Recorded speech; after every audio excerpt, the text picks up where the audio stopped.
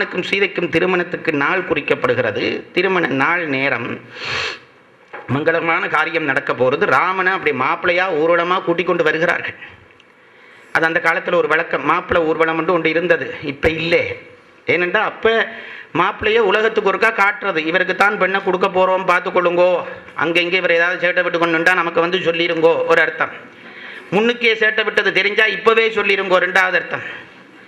மாப்பிள்ளையை கொண்டுடுறது. அப்போ கொண்டு வந்து வர்ற பொழுது ராமனை அப்படி ஊர்வலமாக கூட்டின்னு வர்றார்கள். பெண்கள் எல்லாம் அந்த காட்சியை ரசிக்கிறத கம்பன் சொல்கிறான்.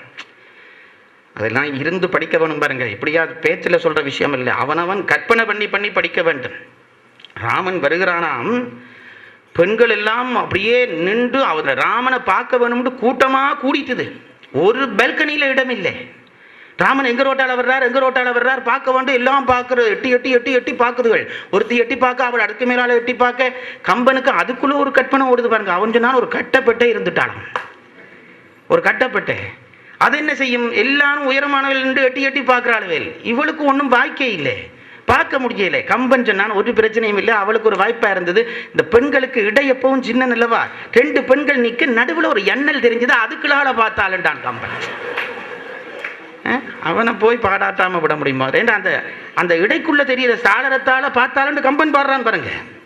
அந்த எண்ணலுக்குள்ளால கொஞ்சம் பேர் வந்து பார்த்து ரசிக்கிறான். இப்படியே கூட்டம் கூடுது.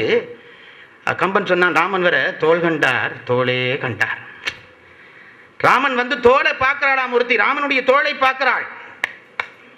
தோளை பொங்கி பூரிச்சு போய் இருக்குது. ஆம்பளை பிள்ளைக்கு லட்சணம். பிள்ளைகளை அப்படி வளவுங்க பாருங்க. ஆம்பளை பிள்ளைண்டா அப்படி இருக்க வேணும், தோல் வலிமை அவனுக்கு தெரிய வேணும். தோலை பார்க்கிறாள். தோலை பார்த்தவள் கண்ணை இழுக்க முடியல, அதிலேயே அவளுக்கு ராமன் முழுக்க தெரிகிறான். தோலை பார்த்தவள் அப்படியே நிற்கிறாள். ராமன் அந்த தேர் அங்கால போயிட்டுது.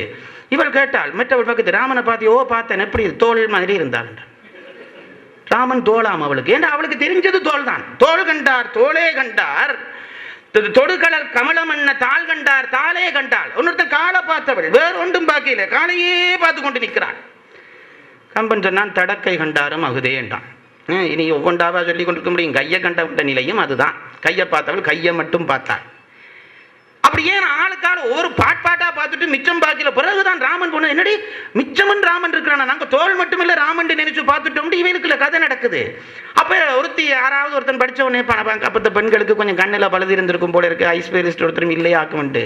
கம்பன் சொன்னான், அவளையெல்லாம் கூர்மையான பார்வையுடைய பெண்கள், வாழ் கொண்ட கண்ணார், தாள் கண்டார் தாளே கண்டார், தோல் கண்டார் தோளே கண்டார், தொடுங்க கடல் கமலமன்ன தாள் கண்டார் தாளே கண்டார், தடக்கை கண்டாரும் அகுதே, வாழ் கொண்ட கண்ணார் யாரே வடிவினை முடிய கண்டார். ஆர் ராமனை முழுசா பார்த்தது? அடே தேர் போயிட்டு தான், நான் முழுசா பார்க்கல என்று ஆளுக்காள் நீ பாத்தியாண்டா ஒவ்வொருத்தி ஒவ்வொன்றை சொல்றான். நான் கையை பார்த்தேன், நான் காலை பார்த்தேன், எல்லாமே சேர்த்து கூட்டி பார்க்கலாம்ன்றதான் முடிவு.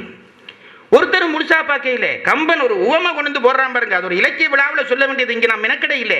அதுக்கு சொல்றான், ஒவ்வொரு பகுதியை பார்த்துட்டு ராமனை பார்த்தேன் என்று சொன்னது எப்படி இருந்தது என்றால், ஒவ்வொரு சமயத்தவரும் இறைவனுடைய ஒரு கூரை பார்த்து விட்டு நாம் கடவுளை கண்டுவிட்டோம் என்று அறிவித்துக் கொண்டு தெரிந்தார்களே, அப்படி இருந்தது என்றான்.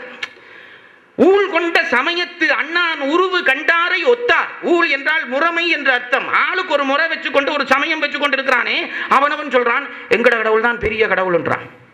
அறிவுகட்ட முட்டாள் வயலே, கடவுளை நீ கண்டுட்டியானோ, உங்களோட கடவுள் தான். நான் எங்க சிவபெருமானு சொல்றேனே, மற்றவர்களை சொல்ல எனக்கு ஒரு சிவபெருமான் தான் பெரிய கடவுள்.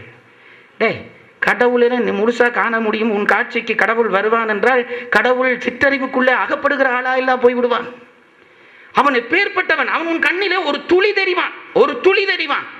அதை வச்சு கொண்டு அதுதான் கடவுள் என்று சொன்னா கூட தப்பில்லை. அதை தவிர கடவுள் இல்லை என்று சொல்றான் பாருங்க. அவனை போல முட்டாள் பயல் கிடையாது. தெய்வம் பல பல சொல்லி பகை தீயை வளர்ப்பவன் மூடன்.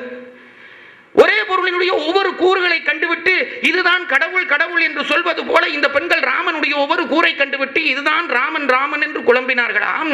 அப்படி குழம்பி தங்களுக்குள்ளே தர்க்கிச்சு கொண்டு திரும்பி பார்த்தா ஒருத்தி கண்ணை மூடிக்கொண்டு நின்று தடுமாறுறாள்.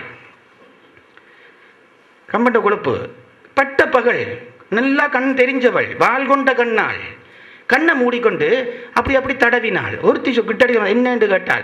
என்னை கையை பிடிச்சு கொண்டே ஒருக்கா பெட்டில் படுக்க விடுகின்றாள். இவள் கொழுப்பு தானே, அவள் நல்லா கண்ணை திறந்து போகலாம் தானா, கண்ணை மூடிக்கொண்டு போறாள். இல்லை, என்ன ஒருக்கா கொண்டே பிடிச்சு விடு. ஏன் உனக்கு தானே கண்ணை திறந்துட்டு போ, அது கண்ணை திறக்க முடியாது, நீ என்னை பிடிச்சு கொண்டு போய் விடு.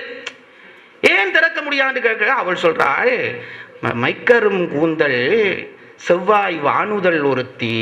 கம்பனுக்கு அதுலயும் வர்ணிக்காம இருக்க முடியல. கருகருகருண்டு கூந்தல் இருந்துதான், ஒரு டையும் இல்லாமல்.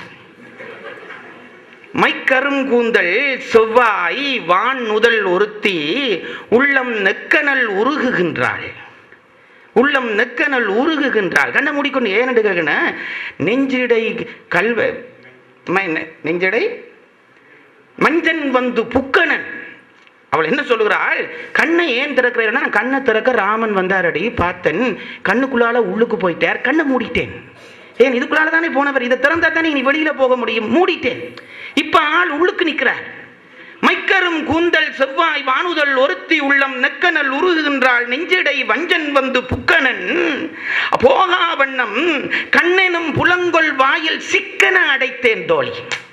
அவர் உள்ளுக்கு போன திறந்து வச்சிருந்து ஆள் அம்பிட்டார், சிக்கனை அடைத்தேன் தோழி. சிக்கனை பிடித்தேன். மணிவாசகர் ஞாபகத்துக்கு வர்றாரோ, சிக்கனை அடைத்தேன் தோழி. கண்ணை இப்ப ஆள் உள்ளுக்கு நிற்கிறார், அவனை நான் அனுபவிக்க வேணும். ஒரு பொம்பளை பிள்ளை சொல்றாள், அப்ப என்ன கொண்டு பெட்ரூம்ல விடு, இவ்வளவும் சொல்லியிருந்தா பாரு, 2 பேருமா அனுபவிப்போம் என்றாள். சிக்கனை அடைத்தேன் தோழி சேருதும் அமளி என்றாள். வாடி 2 பேருமா ராமனை அனுபவிப்போம். இங்க என்ன தெரிகிறது தெரியுமா, பரம்பொருளாக ராமனை கம்பன் நினைக்கிறான், அந்த பெண்களும் நினைத்தார்கள் என்பதற்கு இந்த வார்த்தை சாட்சி. இது சிற்றின்ப கேவலம் அல்ல, பேரின்ப உச்சம்.